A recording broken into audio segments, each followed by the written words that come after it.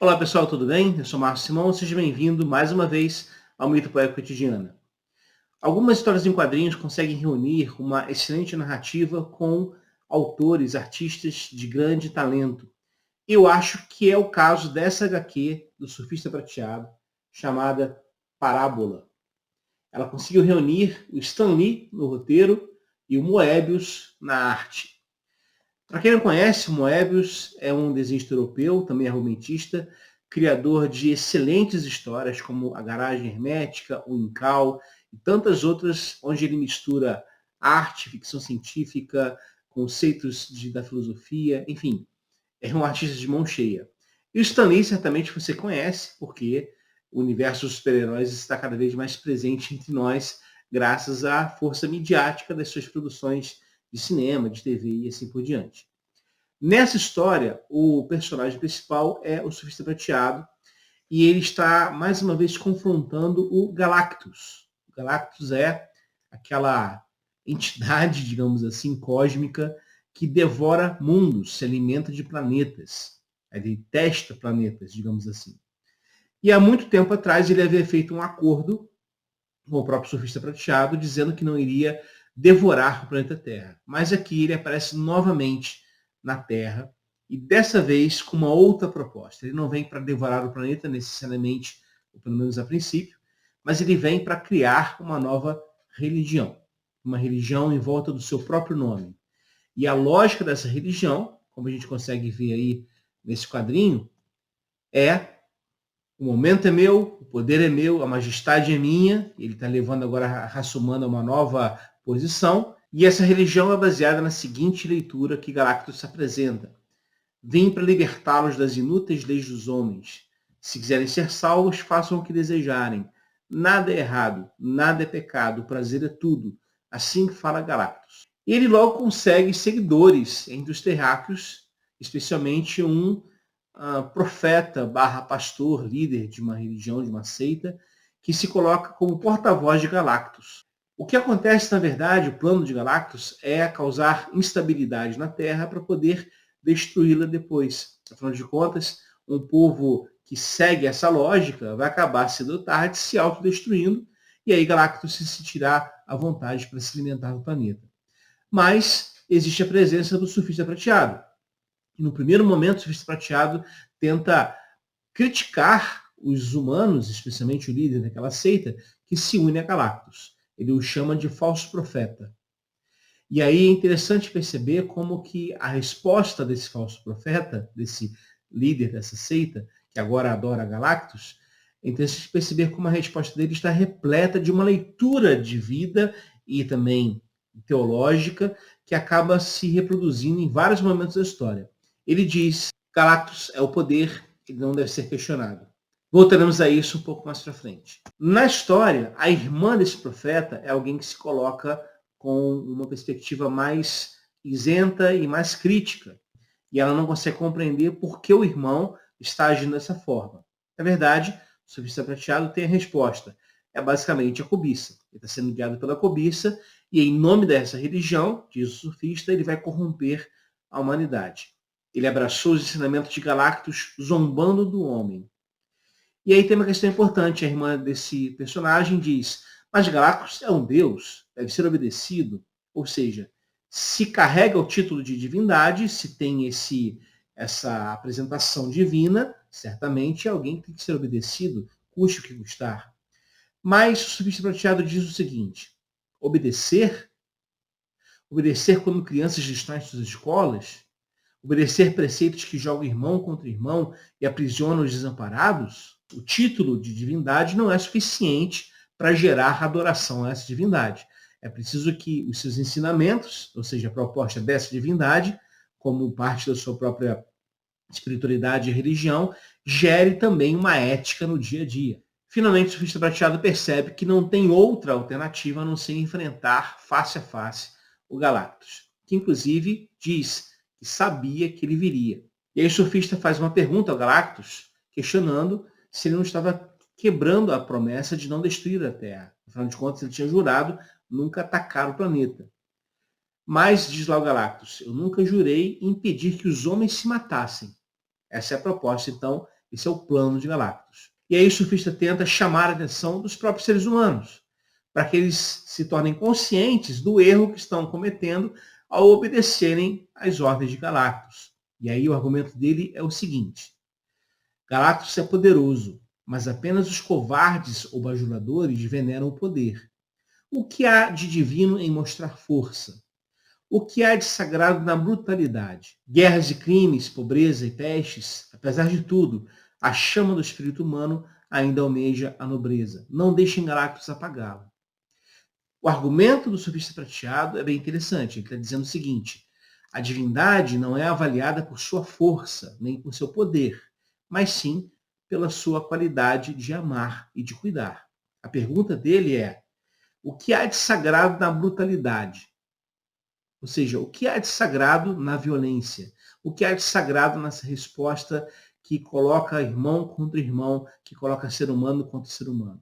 Só que essa resposta não é suficiente para os seres humanos que entendem que o surfista prateado é ali um arauto de uma outra divindade que quer acabar colocando os terráqueos contra Galactus. Então eles tentam matar o surfista. E ele acaba fugindo. E nessa fuga aparece mais uma vez um diálogo que ilustra a percepção teológica dessa HQ. O surfista diz o seguinte: esse fanatismo louco nunca terá fim? Por que eles abraçam a violência em nome daqueles que veneram? Terão esquecido que o maior poder é o amor? Acham que sou indefeso porque não revido, mas eu não ouso liberar meu poder cósmico contra eles. Os homens não são maus, apenas não sabem o que fazem. Aqui há muitas referências. A expressão apenas não sabem o que fazem faz referência direta a Jesus na cruz do Calvário, dizendo: Pai, perdoa-os, porque eles não sabem o que fazem. Aqui também há várias relações com a temática joanina, dos textos joaninos, do Evangelho de João e das cartas joaninas, quando afirma que o amor é a maior das referências quando se trabalha o tema da divindade. Afinal de contas, Deus é amor, é o que diz João. Deus não é violência e nem poder. Deus é amor. E o poder que ele tem, ele exerce em amor. É essa leitura que o surfista quer fazer o ser humano lembrar. Afinal de contas, Deus é amor e o maior dos dons é o amor. Ele se volta então para Galactus mais uma vez e Galactus tem uma resposta vinculada a isso. A pergunta do surfista é: por que você mente, fazendo-os pensar que é um Deus? Olha só a resposta de Galactus. Deus não é poder? Deus não é força? Eu nunca vi uma divindade. Quem pode me garantir que eu não seja um Deus? O critério aqui é associar a divindade ao atributo do poder e da força, que se manifesta na violência e no controle. Mas para o surfista prateado, a perspectiva é outra. Ele diz: uma verdadeira divindade é amor, graça e conhecimento supremo. Ainda assim, com todo o seu poder, você desconhece o sentido da vida.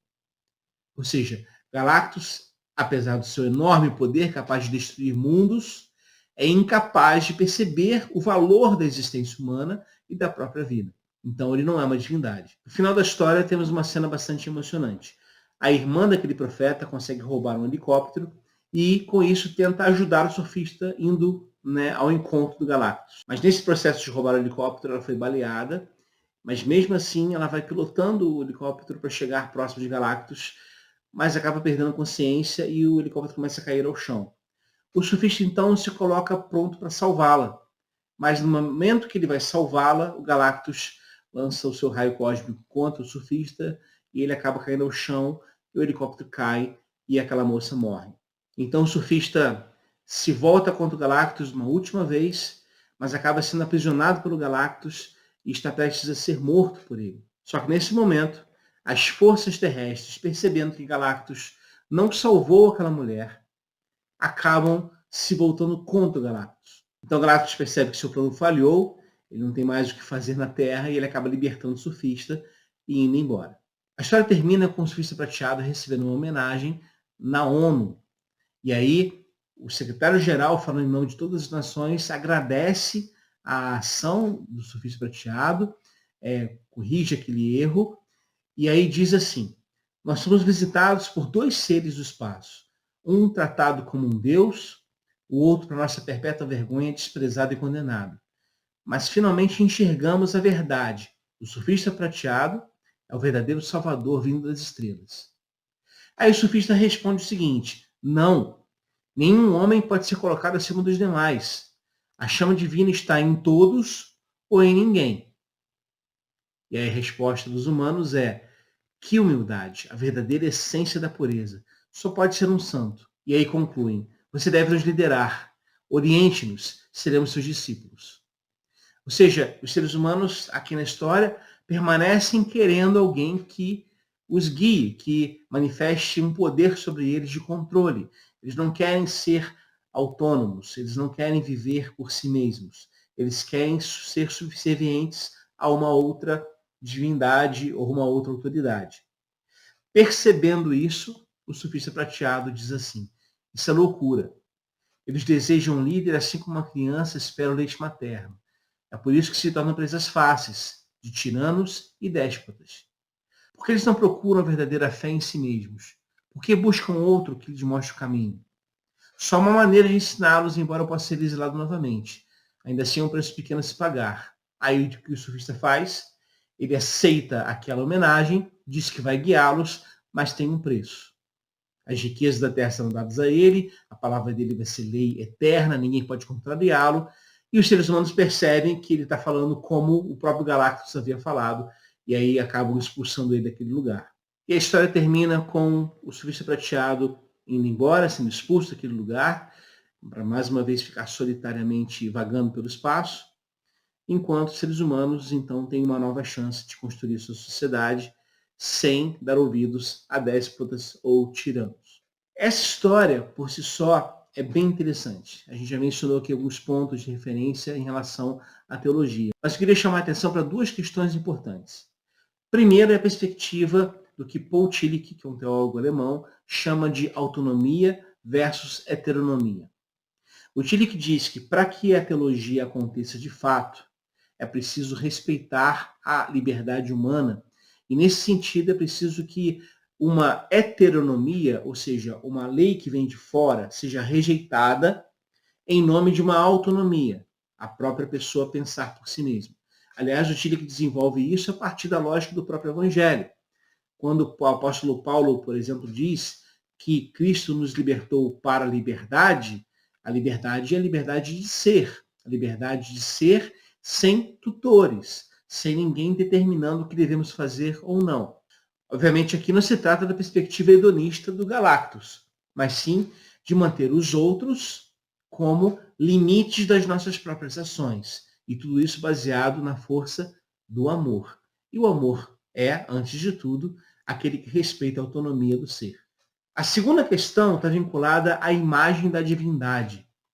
Aqui nós temos então a imagem de Galactus como ser divino que é adorado pelos humanos. E o que eles enxergam nessa divindade é basicamente o poder, a força, inclusive a violência. Eles entendem que isso é ser divino. Mas a correção do surfista prateado é muito certeira. Ele diz lá com todas as letras: o ser divino não é caracterizado pela violência ou pela força, mas sim pelo amor, pela ética que brota a partir dos seus ensinamentos. E com isso, eu penso, nós temos um bom critério para julgarmos as imagens de Deus que construímos no universo do cristianismo. Porque há muitos e muitas que adoram uma divindade que é força, que é poder e que se manifesta pela violência, mas que são incapazes de enxergar o valor da vida humana. E, aliás, em nome dessa divindade, acabam destruindo a vida. E não se engane nisso. É muito fácil adorar a Deus destruindo a vida. A única coisa que precisa ser feita é transformar esse Deus num ídolo que pode ser forte, que pode ser todo-poderoso, que pode ser repleto de poder, mas que não tem em si um traço de amor, um traço de cuidado e de acolhimento. Portanto, é preciso refletir com muito cuidado sobre qual é a imagem de Deus que nós construímos. Se nós desejamos ser sérios com a perspectiva do cristianismo, então precisamos voltar ao Novo Testamento e perceber que naquele texto do Novo Testamento se descreve Deus como amor. toda a força, todo o poder divino, toda a sabedoria, toda a correção que ele nos faz do ser humano, tudo isso é feito em amor. Porque amor não é algo que Deus faz, mas é quem ele é. Nesse sentido, não há outra maneira dele relacionar-se conosco que não seja pelo amor.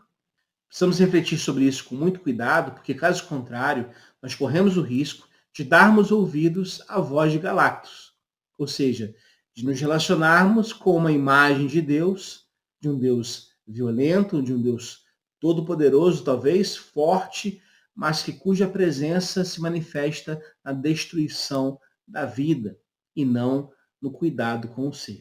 Portanto, retornemos mais uma vez à lógica do Novo Testamento, que afirma com todas as letras que Deus é amor e que quem ama permanece em Deus e Deus nele. Bom, é isso, pessoal. Espero que vocês tenham gostado desse vídeo. Se você gostou, curta o vídeo, compartilhe o conteúdo, inscreva-se aqui no canal se você ainda não é inscrito. A gente se vê num próximo vídeo. Um abraço e até lá.